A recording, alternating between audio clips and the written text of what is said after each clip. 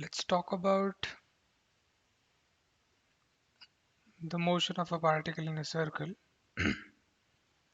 Let's say that we have a particle moving on a circle.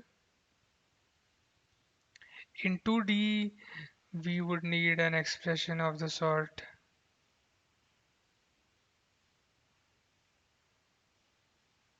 but as we're interested in solving only for a one-dimensional system, a circle essentially boils down to something as simple as saying that x is the same as x plus L or y is the same as y plus L.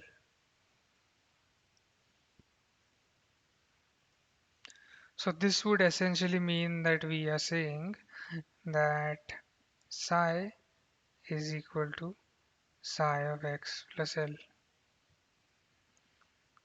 We are defining a periodicity for the wave function, and that is what a circle is. So the behavior which happens from 0 to L is the same as the behavior which happens from 2L to 3L and so on.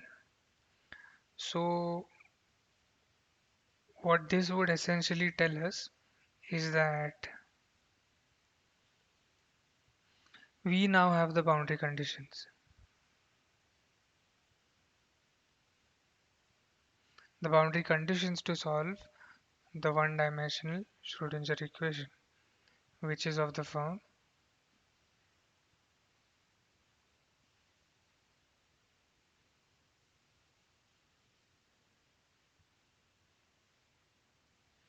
here we assume that in this region the potential is zero.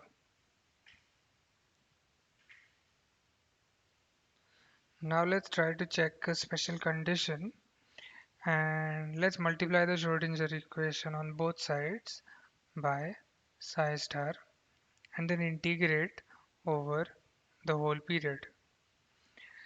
Ideally we should have been integrating from minus infinity to infinity, but as the period is periodic with L, we can just integrate with 0 to L. Anyways, everything is going to keep on repeating.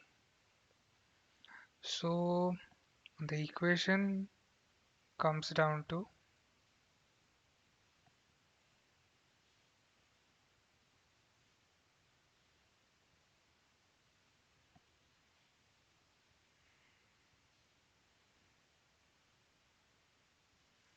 as the energy is the eigenvalue and it is a constant independent of x, it can come outside the integral and we can have this expression.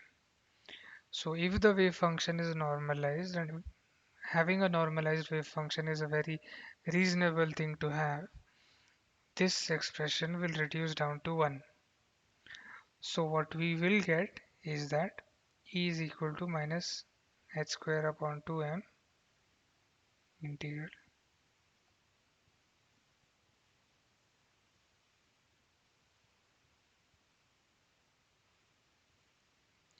So now using the uh, integral, the product rule for the integral, we can simplify the integral and we can come to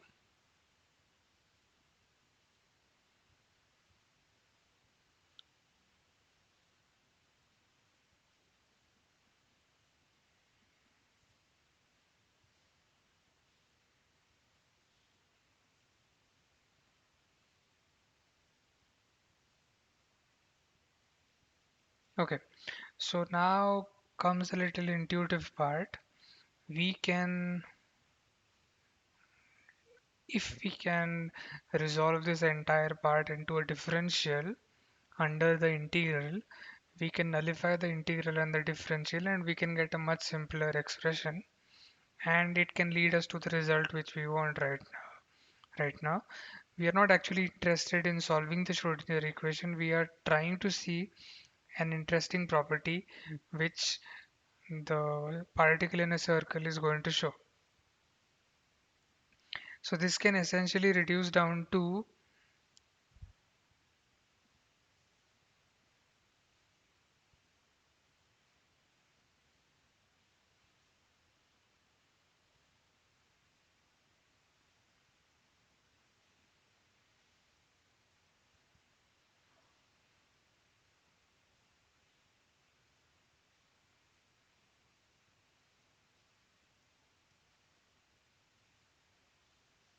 So now in this expression, you can actually verify, you can differentiate this part with respect to x and check that it matches with this, and it will match with this. And we can come to this part where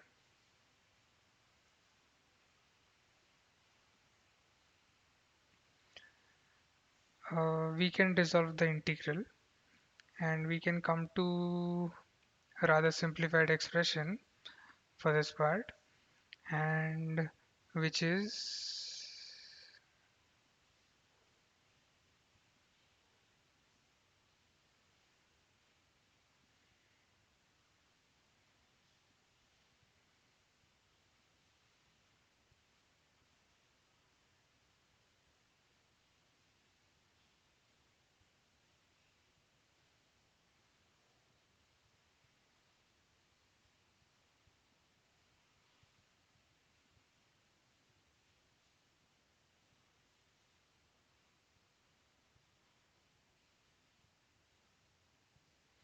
so now we are left with two terms. So remember that the wave function is periodic with L. So psi star will have the same value at 0 as well as at L. In the same way, psi will also do the same thing. D psi by dx will do the same thing. So this first term will turn out to be 0. And what we are essentially left with is E is equal to h square by 2m.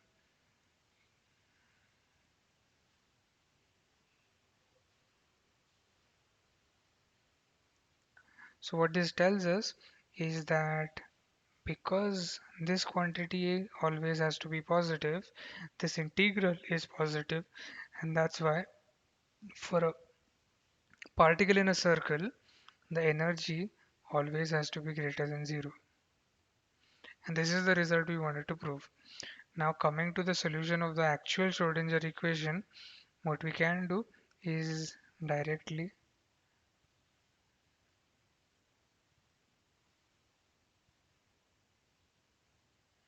so we know that the solution for this where k square is equal to,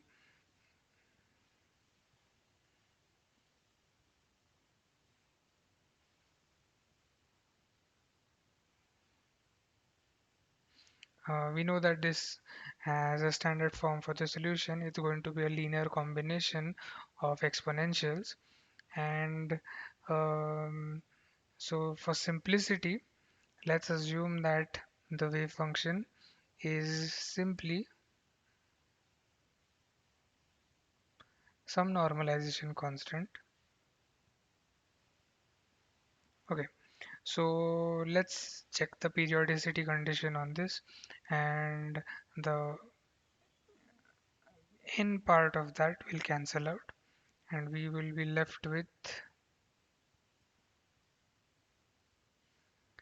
and this would mean that there has to be a condition on k, and the expression for kn would be 2 pi n upon L. So there is no restriction on the value of n, so n can go from minus infinity to infinity, just that it has to be an integer, and this is going to lead to something interesting later on. So now for this kn we can calculate the energy associated with it, which is simply defined by the standard formula.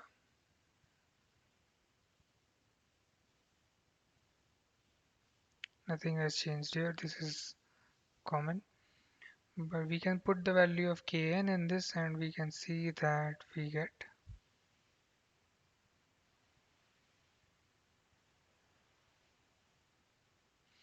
now this is a rather peculiar result.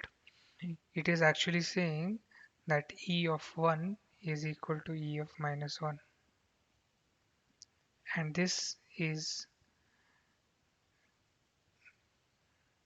degeneracy. Each of these values of n corresponds to a wave function dependent on n. So this means that there will be two wave functions psi of n and psi of minus n, which will give us the same energy.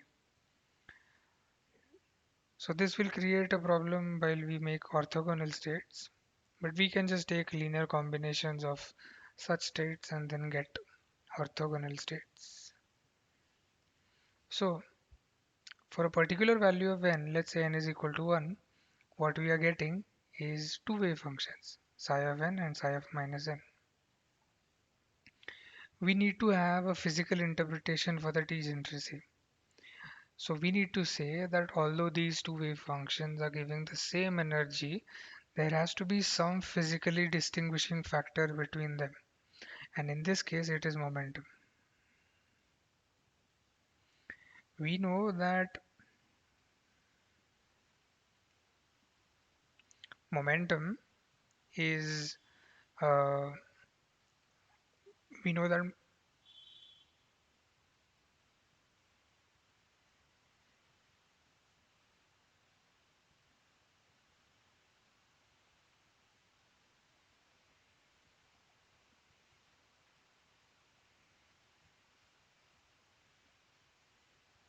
okay. So what it is actually saying is that in this circle, going clockwise, anti-clockwise and clockwise represents two different eigenstates, and that is the interpretation. These values of n which corresponds to the same value of energy are actually indicating a different direction of motion within the circle.